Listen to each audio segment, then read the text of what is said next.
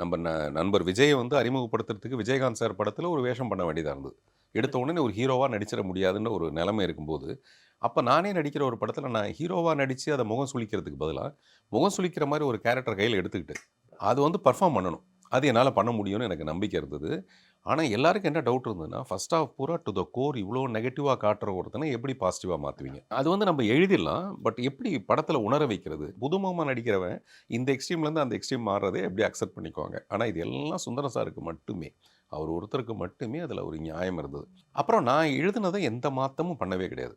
நான் எழுதினேன், சொன்னேன், அதே தான் எடுத்தேன். வேறு எதுவும் பண்ணல. ஆனால் நான் அது ஒரு எக்ஸ்ட்ரீமாக வச்சுக்கணும்னு முடிவு பண்ணேன். எடுத்த உடனே வீடு தீப்பிடிச்சு எரிஞ்சா பீடி பற்ற வைக்கிறது. நத்திங் பட் ரோம் தீப்பிடிச்சு எரியும் போது அவன் ஃபிடில் வாசிச்சானா? இவன் ரோம் தீப்பிடிச்சு எரியும் போது இவன் ஃபிடில் வாசிச்சானா? ஏன் வாசிச்சான்? மேபி அவனுக்குள்ள வேற ஏதாவது இதை விட பெருசாக எரிஞ்சிருக்கலாமோ அப்படின்னு ஒரு மாறுபட்ட சிந்தனையிலேருந்து வந்தது தான் அந்த கேரக்டர். அவன் அப்படிப்பட்ட ஒரு கேரக்டர். அவனுடைய அழுகைக்கும் அவனுடைய வலிக்கும் இந்த சமுதாயம் சோறு போடலை, அவனுக்கு கஞ்சி கூட ஊற்றலை. அப்போ இவன் எப்படி காஞ்சி போயிருப்பான், அவன் எப்படி முரட்டுத்தனமாக இருப்பான் அப்படிங்கிற ஒரு கற்பனை.